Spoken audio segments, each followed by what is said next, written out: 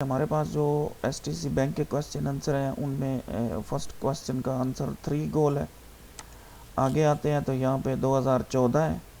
आगे आते हैं तो यहाँ पे क्रिस्टियानो रोनाल्डो है। और एक क्वेश्चन का आंसर है, उसका नाम है लोनले मैसी। लोनले मैसी वीडियो मैंने रिकॉर्ड किया डायरेक्ट एसटीसी बैंक से।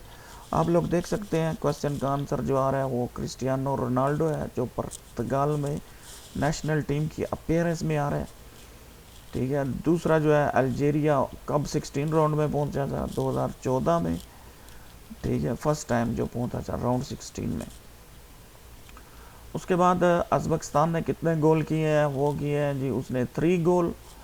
और इसके अलावा भी क्वेश्चन के आंसर है, जिसका आंसर है लोनले मैसी, जिसने 2022 के वर्ल्ड कप में सबसे ज़्यादा गोल किए थे। उसका आंसर है लोनले मैसी। वो भी आप लोगों को यहाँ पे शो नहीं हो रहा, लेकिन डिफरेंट यूज़र के पास ऊपर नीचे आएगा।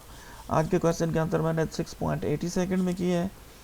लीडर बोर्ड में चेक करते हैं कि लोगों को कितने क्वेश्चन आंसर हैं। यहाँ पे जो शो हो रहा है वो 3 सेकंड से लेकर सबसे ज़्यादा जो है वो 4 सेकंड तक है। ठीक है, मज़ीद वीडियो आपको मिलेंगी अपने पेजेस के ऊपर।